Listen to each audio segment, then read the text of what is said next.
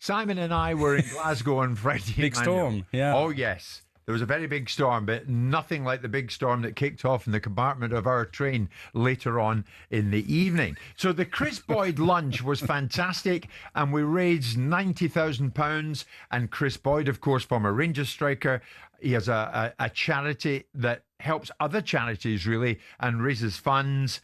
And we went through the £1 million mark. That was great. Then we heard our flight back to London was cancelled, and then we were on a train. Now, the interesting thing was, Emmanuel, he was larger than... Simon, good morning, incidentally. Morning. Just to prove he's here. He was larger than life, and everything was wonderful, and he'd been received brilliantly in Glasgow. And then around Warrington area, we were told very late on the Friday, we're getting towards, I don't know, 11 o'clock at night, and your next stop is Crewe. And that will be our final destination tonight. And that's when your mood changed. Now, I took the news as well as I could because I thought, oh God, I'm stuck in Crewe with Simon. In fact, we're all stuck in Crewe with Simon. But you were great until then, and then we wondered how we'd get home. Now, I don't know about you, I boarded a rail replacement bus. I lost you. You know what I did? In the rush. You managed to get yourself... So I'm not doing that. I'm getting a taxi. Now, he got a taxi, Emmanuel. How much did that set you back? But it doesn't matter. These people are morons. Not only did they set a train off an hour and a half late, not only did it stop in the middle of the railway lines for half an hour because they had no power, not only did they pick up some poor buggers that had been waiting on the side of a platform for 2 hours and forget to drop them off at a train station and took them another 50 miles down the road, they then decided, for no other reason, not for weather, that because the crew, who had done nothing for 6 hours, had worked out their hours... And there's no longer going to take people back to London at 1:30 in the morning. It's going to dump a load of people, young girls and single people on the train in Crewe at 1:30 in the morning. And everyone can just get on with it. Yeah, yeah. Which by that time... Emmanuel, that was mild. Of you. Yeah, or you were indeed. That was mild compared to what he was actually like on the train. Welcome to the real life.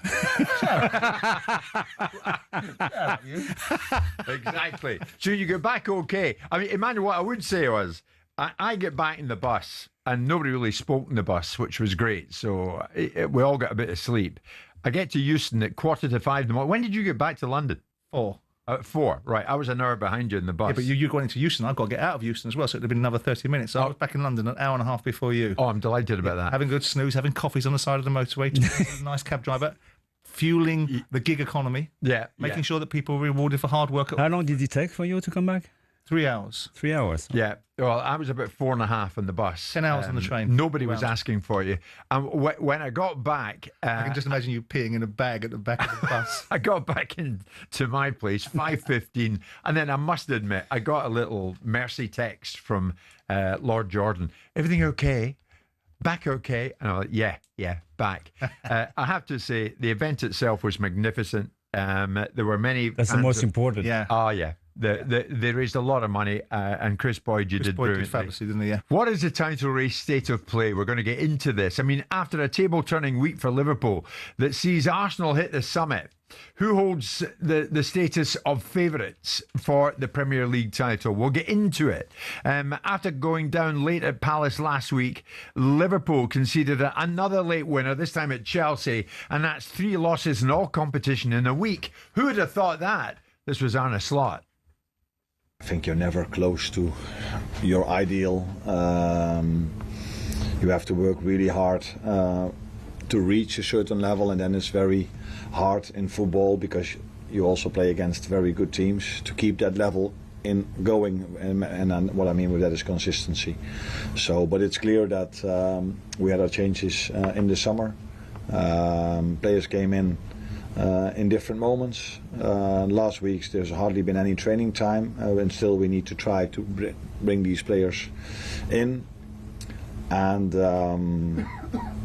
if the result would have been better today with a draw or a win, which was both possible, I don't say we deserved it. A draw we definitely deserved, but then we would have had a great start to the season if you take into account everything that what happened in the summer in Liverpool. Emmanuel's with us. Did I hear you say earlier on that some of the big signings Liverpool have made, Emmanuel, aren't showing their top talent at this time? Wirtz being one, Isak being another. Yeah, but Slot said that a lot of things happened during the summer. He's talking about the new signing. That's what he said. Yeah, the incomers, yeah. So I think so, and how they adapt to that. that's an excuse for him to explain why they are second behind Arsenal. If I understand well. Yeah, I mean, I like Arne Slot, and I listened to him over the weekend. I mean, it's an interesting thing because this is now his team. This is a group of players that he's now bought. He inherited a team, and some people might argue he was quite fortunate last year because I think some of the teams in the league were quite mediocre. He won the league and deserves all the plaudits for it. I listened to him say some rather silly things on the weekend. He described the games that they've been in against Galatasaray, Crystal Palace, and Chelsea as being games that Liverpool were more dominant in, but it could have been 4-0 down against Palace. They got battered by Crystal Palace. So when Slot started saying that, look, they've got to do better, Liverpool. Slot's now going to be under a little bit more focus because this really is his side. Last year, that was not his side. That was a side that was handed to him. He had an embarrassment of riches. And I also listened to Wayne Rooney. I thought Wayne Rooney was really, very good. I think he'll become a really good pundit, Wayne, once he gets a bit more confident in front of the camera. But he was talking about the performance of Salah. Yeah. Because Salah does not want to work back. He does not want to track back. He doesn't want to do anything other than go forward. Now, of course, all the things he's done in the past give him a currency. But this Liverpool side, and with the new changes that they brought in there, some of the players that are on that field aren't putting shifts in, and Salah is one of them. Is it a valid point to make, Emmanuel, that for some players, it's not an easy process to fit in immediately? No, of course, no. Like, did you fit in immediately? No. It took me a couple of weeks, to adapt myself to English culture, football, and as well my new teammates. I remember a game, I think it was in October or November, something like that, just a couple of weeks after the start of the season. And we play away at Southampton, and I received a big kick, and I thought, what the hell, what's going on the pitch? And I had a big talk and discussion, the following day with Arsene Wenger. He said to me, he convinced me to stay at the club, and he said to me, I'm confident, you have everything to adapt yourself to become a success, with Arsenal, and this is and I get resilient, and I kept on working, and we all saw what happened afterwards. But coming back on what Slot said, well, last season they became champion, and didn't make any new signing, and he was following the step of Klopp. And they won the Premier League. And all of a sudden, because they spent 500 million pounds, this is an excuse now that they are right second, and they were leading the table. They won against Arsenal 1-0. And all of a sudden, they are losing 3 games in a row. And they are conceding, for me, this is my opinion, too many goals, from the start of the season.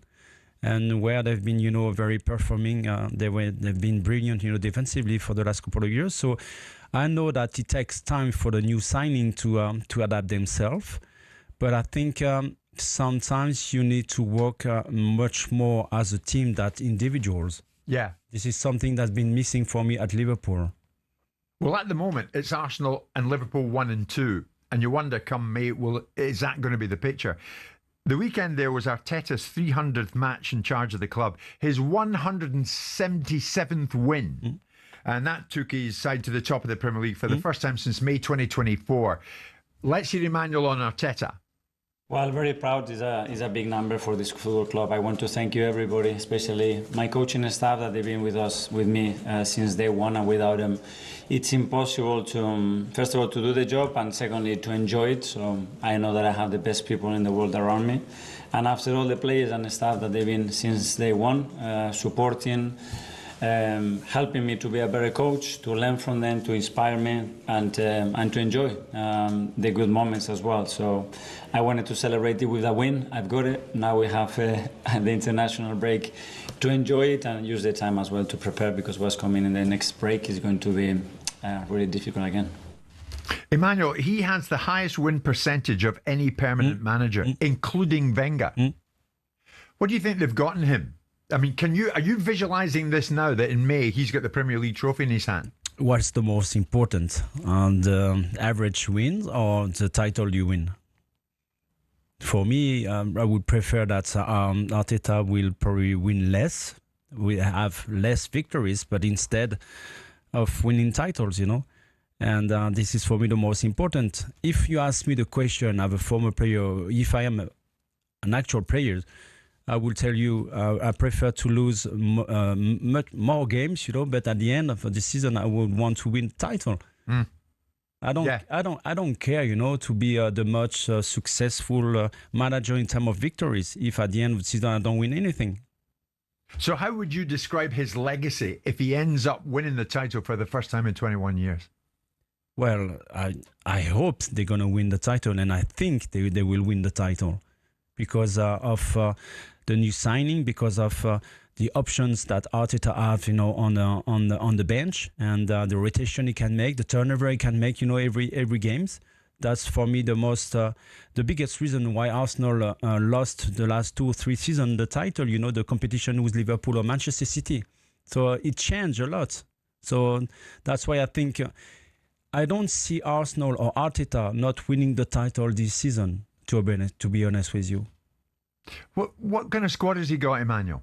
I mean, when you look at his first game in charge in 2019 against Bournemouth, Saka is the only one that remains. Martinelli as well. Martinelli, I'm looking. He came into the group later, didn't he? Yeah. In that group, Leno, David Luiz, Socrates, Ainsley Maitland-Niles, Xhaka, Torreira, Aubameyang, Ozil, Reece Nelson, Lacazette. Saka's the only one. All gone. All gone. It's quite a turnaround and quite a turnover. So the players who are there now, obviously it's working for the better for Arsenal. Yeah. The spine of the team is not there, I remember back in days, when we started with Arsene Wenger, he kept the spine of the team and they won titles and they became invincible. It's quite, the football changed so much, on the bench, but as well on the pitch. Yeah. I mean, even the subs, Emi Martinez, Mavropanos, Mustafi, Willock, Guendouzi, Smith Rowe and Pepe. I wonder what this statistic that we like to trot out about he's the most successful Arsenal manager in win records is compared when you compare it to the first 6, 7, 8 years of Arsene Wenger. Because I would imagine Arsene Wenger's win record was better. The latter part of Arsene Wenger's career, when the thing changed and he started to go into decline and the team started to go into managed decline. But if you look at his arrival in 96 and winning the league in 98 and the team and the things that they did, I would imagine that his win record was higher than Arteta. So if we're going to judge it like for like, we probably should judge it on the first 5 or 6 years of Arsene Wenger. Because he won title. Correct. That's the main difference, I think. Was it easier to win the title when Wenger did it? People will always remember you because of what you won, not the game you won, Yeah. They will probably tell you, sometimes people stop me saying that, I remember this game. But most of the time, they stop me because of what I've won during the season, not the victory we've done, during the season. Yeah. Are you absolutely certain that Arteta is a man who can lead Arsenal to this title? Or do you have a slight doubt? They lead the table, actually, As I said, when you look at the schedule of the games from the start of the season, they have been played against the top teams in the Premier League, and they are first on the table.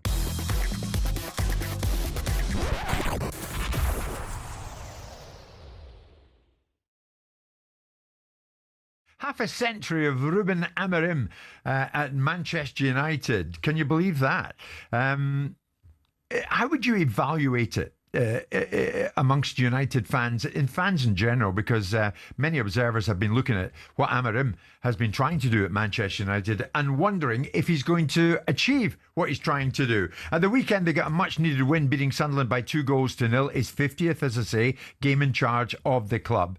And post-match, he was asked about Mason Mount, amongst others, suggesting that the players are 100% behind him. I saw today, and I know that they want to do the best, and I know that they don't want to change the coach all the time. But like I said during this week, to be with the manager I will kill myself to go in every transition. That is we need to show with actions. And sometimes when we look at our team, I know for sure that when we see the games in the end, they know that sometimes we can do better. So I feel that during the week, but we need to show that on the pitch, not just at home, but also away. So 50 games in charge, Simon. I don't know, 3 words. How would you evaluate it? His time there. given a lot of latitude. Given a lot of latitude. Paul, is it? No, it's fine. Lots of latitude. Yeah. He's been given, he's had remarkable tolerance and patience. I mean, I don't want managers to be fired in quick order. I don't think it's admirable to bring somebody in and not get something from them that you clearly saw when you were employing them. And I don't like the industry that it automatically micromanages people. And instantaneously, we're talking about managers losing their jobs. But I think the object of the aim of bringing someone in is to make things better, and to make things better in short order. And it depends what you think short order is. We've been a year with Amorim. I'm no wiser as to whether he's a good coach or a bad coach. I'm no wiser why it is that there's an enormous amount of temperance, seemingly, other football clubs that have far less reason, or far more reason for temperance, seem to have none.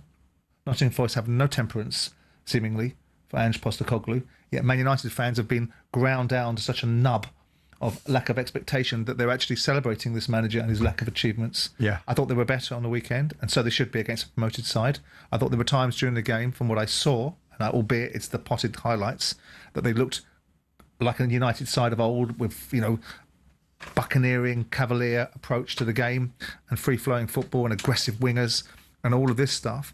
But I don't know what, 50 games in, he is being given, whether it's because they don't want to admit they've made a mistake, or whether they believe that they've got enough in the tank to let him to go on and on and on, to get to a point where Man United are redeeming themselves. I think Man United will finish higher up the table than people potentially are suggesting they will. I think they will. I think they'll finish in the top 6, but that's where Man United will be, and that's where they may well stay. Top 6. And if that is good enough, I mean, by that I mean 6th. Okay. Now, if that's good enough for Man United fans, who am I to say that it's not? It's not good enough, in my mind's eye, for arguably the biggest club in the world besides Real Madrid. It's not good enough for the expenditure that's been foisted upon this football club and spent over the years. And it will not, and no one else is standing still. So other people are going to get worse. They're going to get better. Man City are going to regain some poise somewhere along the line.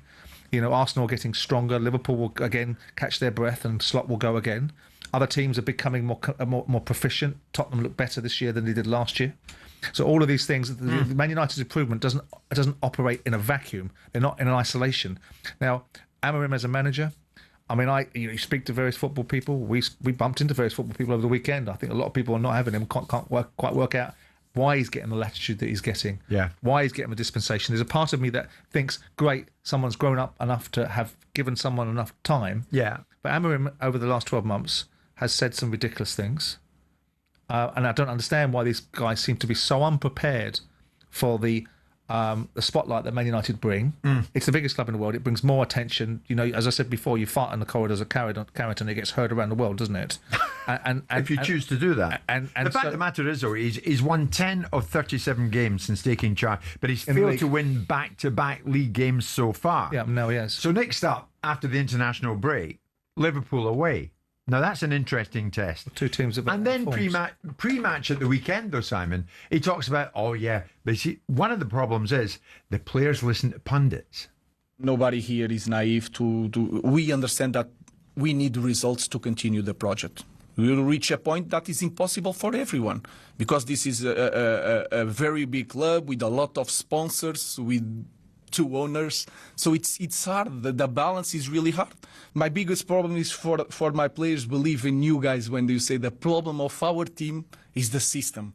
I get crazy about that. Not with you, I don't want to change your mind, but my players, I guarantee you they are listening to you, all that opinions, and they are putting that inside because we are not winning games, and they have to believe in me because I watch more games than you guys combine. Really? But the problem is, the players listen to you guys. And this is the point he's making there. Well, yeah, they do. But what's that going to do with anything? Well, it depends who he's talking about. I would imagine he means pundits like Roy Keane and ex-Man United players that have a view. Well, you must have to look at yourself then, Ruben, because if you're a leader and you command respect and attention and your players will run through brick walls for you, then they will listen to you and not someone else.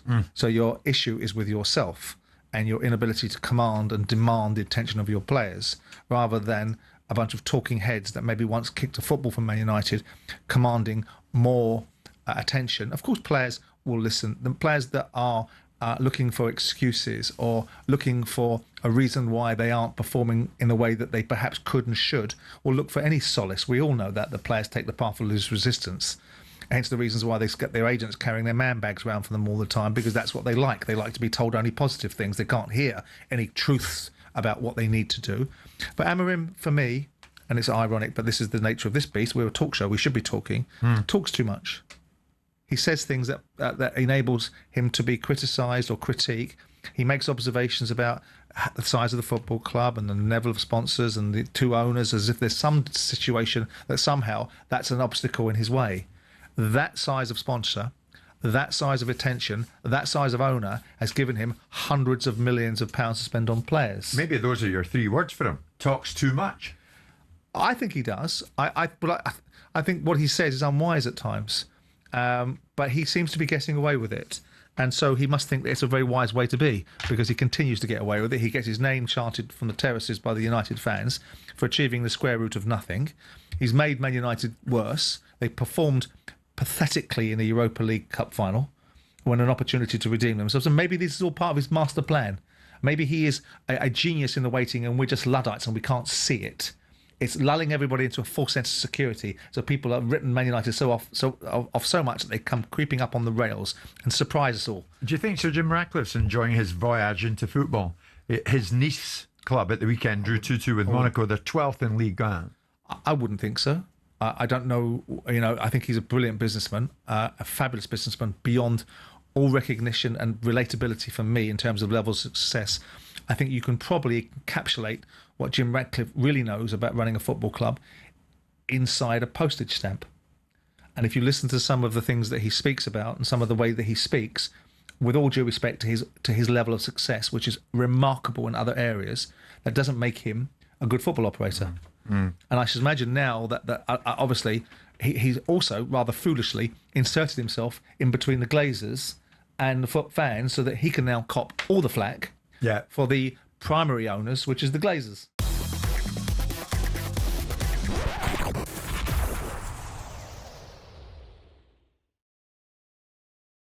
Newcastle beat Nottingham Forest by 2-0 to leave Postecoglou now winless in all competitions in his first 7 games. 3-0 defeat to Arsenal, 3-2 defeat Swansea, 1-1 draw Burnley, 2-2 Real Betis, 1-0 defeat Sunderland, 3-2 defeat Midtjylland, and now 2-0 defeat Newcastle United.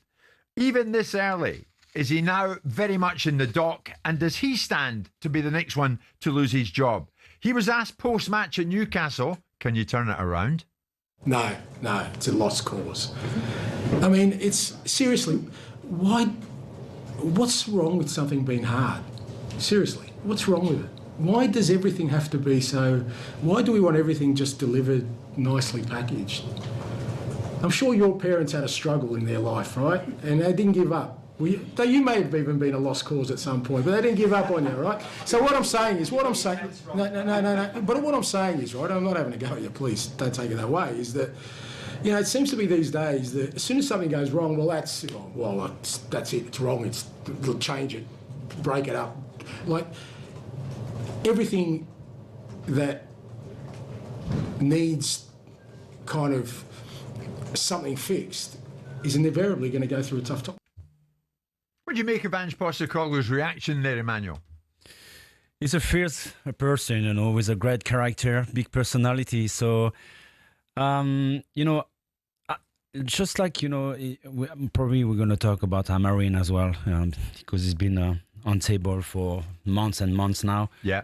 But I feel pity sometimes, for managers. We spoke about Russell, with Glasgow Rangers. But what's happening with Postecoglou after what he's been through, with Spurs, last season.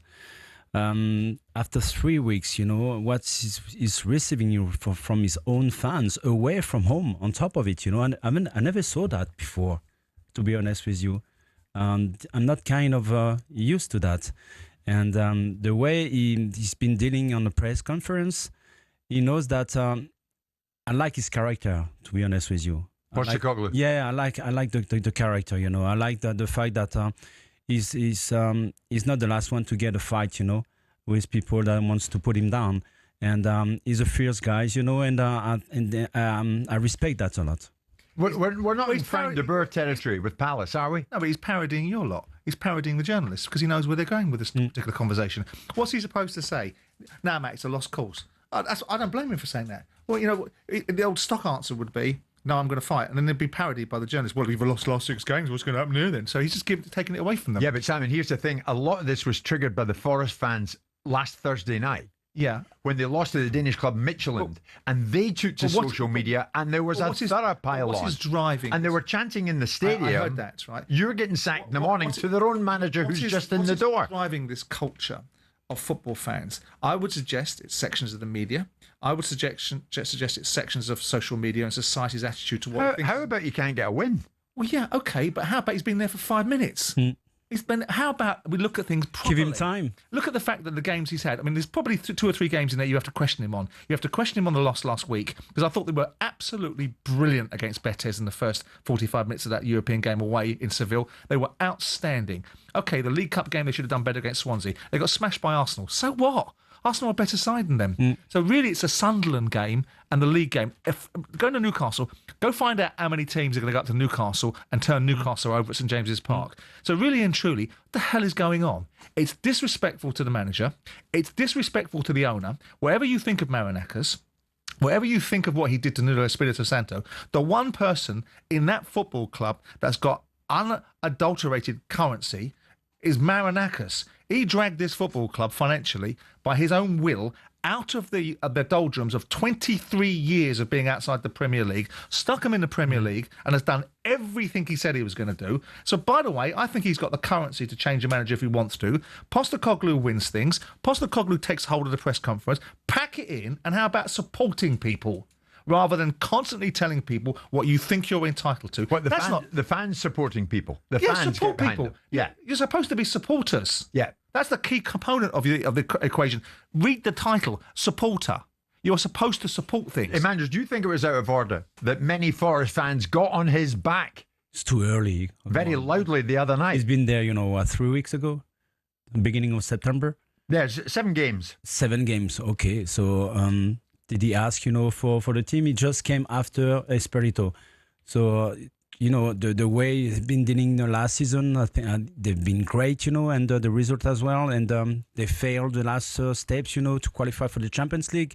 But honestly, they've been fighting, Espiritos with Edu, who just came into the club. And then all of a sudden they fired him and then they took Postecoglou. So just give him time. But the owners earn the currency. And by the way, Nuno Espirito Santo isn't the patron saint of Portugal. He's also a difficult bugger to deal with. So it's not just a straight line about, poor old Nuno, he got treated terribly. There is something I don't understand, Jordan. Maybe you can give me the answer. Because when you look at the football style of Nuno Espirito is from defensive, the big block, deep in defense, try to play a counter-attack, fast transition. It's totally different with what Postecoglou wants us to do. There was this rumour. There was this rumour, Emmanuel, that there was an idea that the owner didn't like the style of play, and that what was happening with Nuno Espirito Santo, and with the reasons why he had the outburst in the press conference about his relationship with the owner, which none of us could really think was a particularly sensible thing to do, was going to end up was that Marinakis was looking around at different managers during the summer, despite the success of Nuno Espirito Santo, because he wanted a team that played on a front foot. Now, I don't like that sort of ownership because they got results last season, and they were good to watch, quite frankly, as well. Yeah, definitely. There is one message coming in. Simon, you're wrong on this, I have to say. Ange is arrogant. He doesn't understand the football club. This isn't the Spurs circus of a tourist attraction ground. We don't turn on our managers just for the sake of it. He's proven in 6 or 7 games he has no idea of tactics or formation. Well, I'd like to know what they're saying is arrogant about Ange Postecoglou defending himself and being robust, and also putting tongue firmly in his cheek with journalists that will be writing his obituary as quick as they can. And as far as his team is concerned, well, look, he's transitioning aside. I mean, again, I make the point. It's one game, but I make the point. I thought they were outstanding against Betis. I thought they were absolutely outstanding in that first half against Betis. Now people will say 1 half in 7 games, that's not good enough. And he'll have to get his boots on, won't he? He'll have to get himself together. But to suggest that he's being arrogant because he doesn't buckle down to the orthodoxy of catowling and forelock tugging and whatever else he's supposed to do is just nonsense. You want leaders. Leaders are strong characters. You want people to win. They have a bit of fortitude about him. And I think most of the time with Ange, I do think he's the architect of his own downfall sometimes. I do think he gives people an opportunity to swing a bat at him. He did it when he was at Tottenham by saying things like he doesn't worry about dead balls. And then every time a dead ball goal went in, the media were focusing cameras on him and looking at what he did and didn't say. I don't think he's arrogant. I don't think there's anything arrogant about what he said. I just think he's a strong character. And you're kind of having him as well, Emmanuel. You quite like the way he's biting back. Of course, I respect that, and he's been under so much pressure since he came, from at Spurs first, and then now at Nottingham. But if I follow what some Nottingham Forest fans are saying, then I just want to ask them a question. Very simple question. You had apparently a very good manager. He's been sacked. He had results, with the team last season. Nottingham were fighting, against relegation. All of a sudden, they were so close to qualify for the Champions League, and they were playing very, very good football. So, do you respect your owner? Yeah, because if you don't, then you bloody well should. Mm-hmm. Because you were languishing outside of the Premier League for a quarter of a century. Mm-hmm. So Marinakis has made a decision. Why aren't you backing your owner? Well, it was Marinakis who pulled the trigger on Nuno, wasn't it? So my point is, Marinakis made that decision. So if Marinakis made that decision, why isn't it good enough for you lot then? Okay. Well, he's got an international break, Ange Postecoglou, to work out in his head how Forest on return on the 18th of this month are going to beat Chelsea in the 12:30 kickoff when they come back. Danny's a big Nottingham Forest fan. Danny, time up for Postecoglou even this early, or is it? No, I don't think so. I've got to sort of echo what Simon and Emmanuel there is saying as well. I think from a Forest fan base, generally speaking, we do trust in Mr. Marinakis. And at the end of the day, can't argue with any of that. He dragged us out of the Championship. We've been trying to get back for 20-odd years. We now find ourselves in a very fortuitous position whereby we're in Europe. There's a lot of hype around Forest towards the end of the season, last season. We're constantly in the news. And I've got to say, from an Ange point of view, I just feel a lot of this attention is manufactured by the media. I mean, he said a comment the other day, and I listened to it, and I thought, yeah, that's taken in context. There's no problem with that. He said I could be sitting at home. What he was saying, in my opinion, was I don't need to do this job. If I want to do this job, I want to do it. I want to do it as well as I possibly can. Straight away, well, do the Forest fans want to hear that? He wants to sit at home watching football. I just think it's all manufactured. And as much as I... Yeah, but Danny, the other night when you lost 3-2 to the Danish club Midtjylland, 3-2 defeat to Midtjylland in Europe, and the Forest fans were singing, you're getting sacked in the morning, about their own manager. Yeah. The media didn't manufacture that, did they? No, they didn't. And that's going to be a segment of the crowd, and that's immediate. It's emotional, and I get all of those things. And I was at the match, and I left when they went 3-1 up, which I never leave the game before it finishes. But I was disappointed. But I think we've got to take it in context, and we've got to give them a chance, because what we don't want to be doing is going back to the early 90s, late 80s, where we're swinging managers in and out the turnstiles. We need a little bit of stability. Yeah. And also what I would say is when Nuno came in, there's not many Forest fans were going, oh, fantastic, the saviour's here.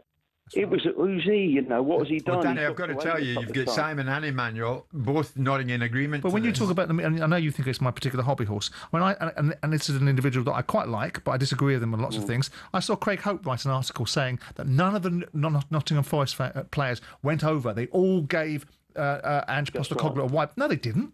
There's a picture of his arms round Morgan Gibbs-White. So journalists creating narratives build out a sentiment. Certain fans can be lemmings. They follow the particular order of a set of opinions. So why don't we report honestly then? Why would we want to create a subplot where all the Forest players... Is it factually correct that he hasn't won 1 in 7? That's not the point I'm making. Is it factually correct? Sure. Yeah, absolutely. What's your point? So when a journalist writes an article saying that none of the Nottingham Forest players, they all shied away from Ange Postecoglou, that's not true. Okay, if that wasn't true, it wasn't true. John's a Forest fan. John, what do you want to say? Good morning. Good morning. First thing is arrogance, manager. I think we had the most arrogant manager there ever was in Brian Clough, but nobody seems to bother about him. Absolutely right. Absolutely right. I don't know whether Nuno really wanted to leave the club. If you look at his record, everybody keeps going about Ange's record. He's been in charge 7 games, 5 of those are away. Nuno's last 6 games at home, 1 win was against Brentford this year. So take off the rose-tinted glasses, like they've already said, get behind him, because he's put all this money in the club. He's paying him, you know. I go and watch him, 55 quid, think I've got an opinion. The manager, he's got to be given a chance. He's had, 7 games. Yeah, you have a French World Cup winner nodding in agreement. Emmanuel? Yeah. Totally agree. Give him time. He arrived, 3 weeks ago? So how can you judge, it's totally different football, that he wants to put on the pitch as well with his players. So he just came, during the start of the season. He was not there, at the preseason working with his players. So it takes time, to adapt, your style to the players and the opposite as well. So give him time. We will see, in a couple of weeks. Neil, do you give him time? Big Forest fan, Neil. You still with him? Yeah, well, I was with him when he started, but it's the stats are just going all against him every single week. We're now 20th in the league for goals conceded. We're 20th in the league for goals scored. We're 20th in the league for XGs. We're 20th in the league for set pieces against us. And I don't see any improvement going forward. And, we've got the international break now. After that, we then have Chelsea at home. We have Bournemouth away, which is notoriously difficult. We then have Manchester United. We have Leeds United.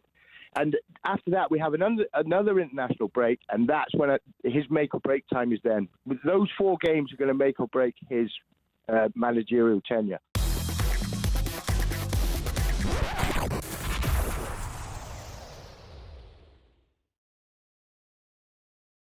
Emmanuel, I know you've been talking to producer Luke this morning, but I know you're across it.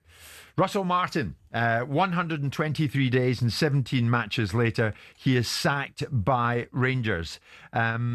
He's had a torrid time of it there. We're going to get more on this shortly. He's overseen 5 wins in 17 games across all competitions. Even Russell knew it was going to be difficult to survive it. And he spoke after the 1-1 draw at Falkirk.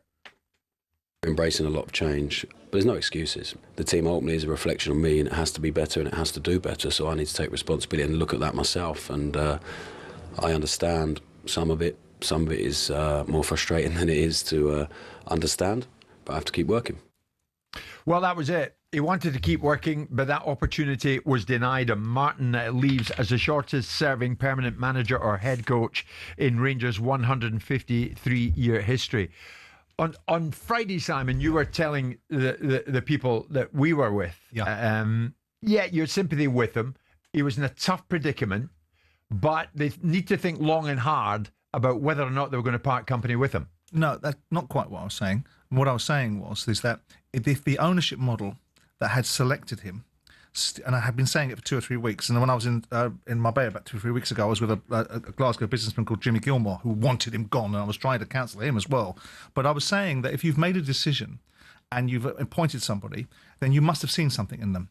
And unless that's something that you've seen as completely was a misrepresentation, then you have to stay strong with what you believe was right, unless you believe you've taken on a pup. That was my argument. Now, obviously, seeing the result on the weekend and doing a lot more sort of diligence behind believing that the ownership model knows what it's doing. It knew what it was doing, should know what it was doing. It owns Leeds. They're not green, these owners. And then I start to look at some of the decision-making, some of the reputations that are being put in front of the decision, like the guy at Rangers, Patrick Stewart, who's the so-called CEO of Man United. No, he wasn't. He was an interim CEO. Prior to that, he was in the back room of Man United, so his football experience is probably limited. Yeah. The director of football, Kevin Thirlwall. I'm not entirely sure. Ex-Everton. Not entirely sure that he covered himself at glory at Everton. I'm not entirely sure that the decision-making process to put Russell in place was the best one. But when you see the result on the weekend, I saw it yesterday and went, oh, mate, you can't, whether it's 9, 10 games, you can't manage Glasgow Rangers I don't like it. I don't like these thugs running around and bullying people, and I don't like it at all. I think it's an awful indication. Well, we're going to get to that, society. Emmanuel, because he was given a torrid time, and yesterday it got pretty nasty. At Didn't the end of like that it. game. We're going to get to that, but do the statistics tell you that a club like Rangers, and you know this club is huge, the draw at Falkirk leaves Rangers 8th in the Premiership, 11 points behind the leaders' Hearts, 9 adrift of Celtic. Do you think, that suggests to me it's more or less time up? Well, how many manager has been on the bench the last couple of seasons? 5 now already? Yeah. So a lot of changement as well since the end of last season. The board, the new owners, and some players are gone as well. And some players, they were probably the best player of this last season. He was not part of the start of the season as well. And I think the manager has made strong comments publicly. He pointed the finger out to his players. So I think the way he wanted to manage his team as well on the pitch, he did good things, with Southampton, He did. He did. Right. The way he was characterised was bloody unfair, because we had people coming on this show from the get-go saying he's a failure. He's a failure. Why have we got him? Yeah. It's not true. He wasn't a failure. He dragged Southampton out of Yes. the Championship at the expense of Leeds United, a far bigger club, who had a far bigger budget at the time, and put them back into the Premier League. Yes. And fine, he got caught out in the Premier League after 10 games. 26 games unbeaten. Absolutely. So Yeah. to characterise him, and the guy walks in the door, they didn't want him from the get-go. He's getting booed in pre-season friendlies. What chance have you got? I totally agree with you, but I think he did a huge mistake, after the first game of the season, taking a swap to his players, publicly, saying that some players were lacking, the right behavior, the mentality was not right. And I think you can't say that when you just arrive in the club, especially when you point the fingers out to your best players, Yeah, you're right. from He went last season. early. Yeah. He did go early. But for me, it doesn't justify what happened, with the fans. I don't like it at all. Well, we're going to get into that, Emmanuel, because it got extremely ugly yesterday after the 1-1 draw at Falkirk, but it had been for many weeks. And Russell Martin had been on the end of some quite dreadful abuse for a considerable period of time. He's been in touch with me this morning. I invited him on this morning. He's very politely declined, saying he's got a bunch of things in his mind. And I totally understand that.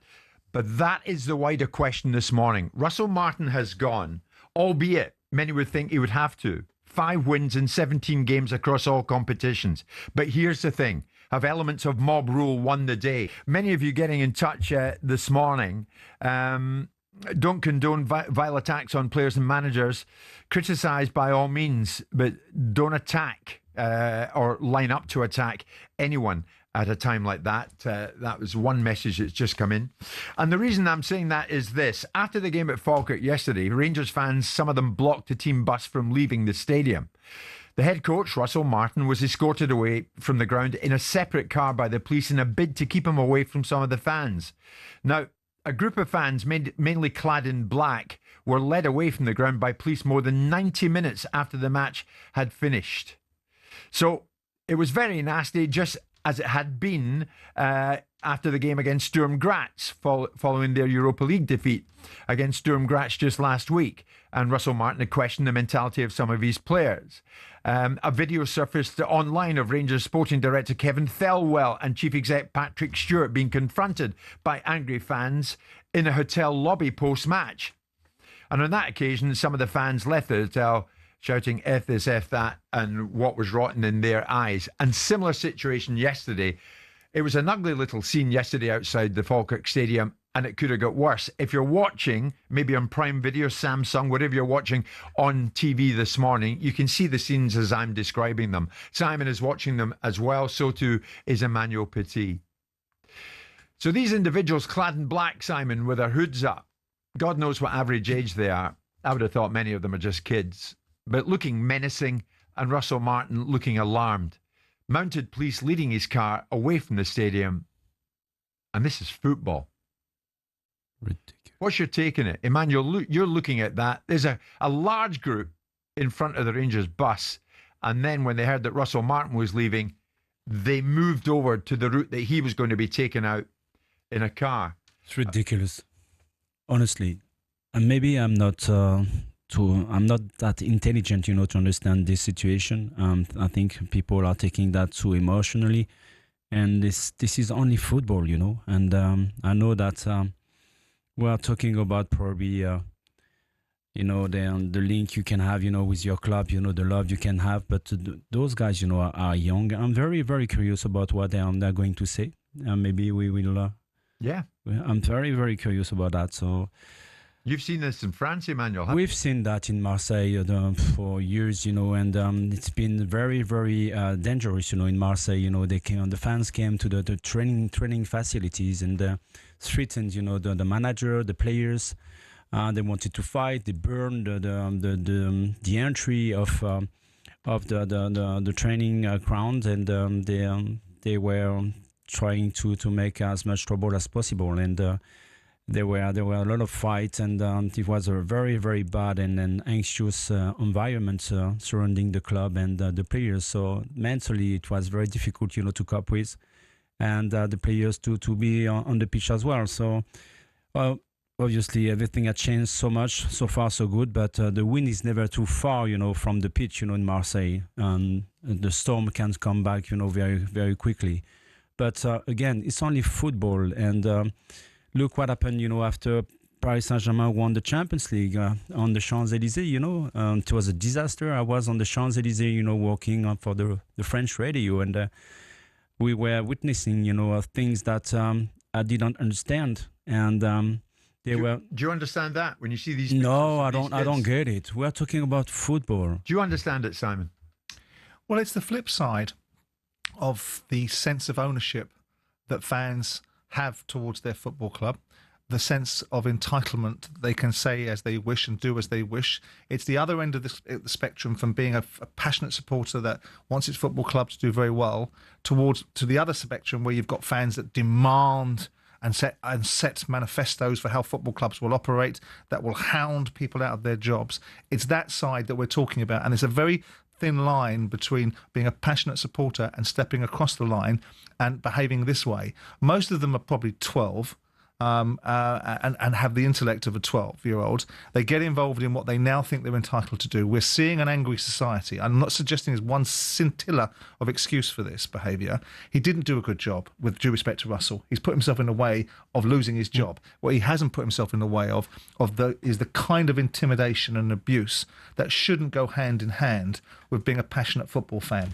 We know that, football has no logic. We say it's just football, but it has no logic because people give up all their worldly possessions to travel around the world to watch their football team. They spend everything. They live and breathe their football club with such irrationality. Choice. I know that. But what I'm saying is you cannot just condense it down to normal behaviour, because it isn't normal behaviour to be so invested. Owning a football club, I used to see fans living so passionately through their club. So there's no rational behind it. So you have to put that into the equation. But when you get to the points where there is this level of behaviour, this level of outlook from so-called ultras that believe they have an entitlement to tell people what they can and can't do. It's one thing berating an owner like Dalphon Chansiri, who's not honouring his responsibilities, or the fellow at Reading that's effectively killing a football club. It's another thing where a guy isn't doing a particularly good job, but you are ramping it up to the point where somehow or another you believe, these people will fundamentally believe that it's their gift to behave this way. And then someone should come along. The gift or their right? A bit of both.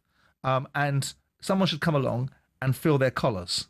And then their backsides would probably go. And then they'd have a different worldview about how they behave themselves. But the problem is, like so many things in society, I'm going back to troubles in different parts of the world, young kids following their father's attitude, not really understanding why they're throwing bricks at police and whatever else.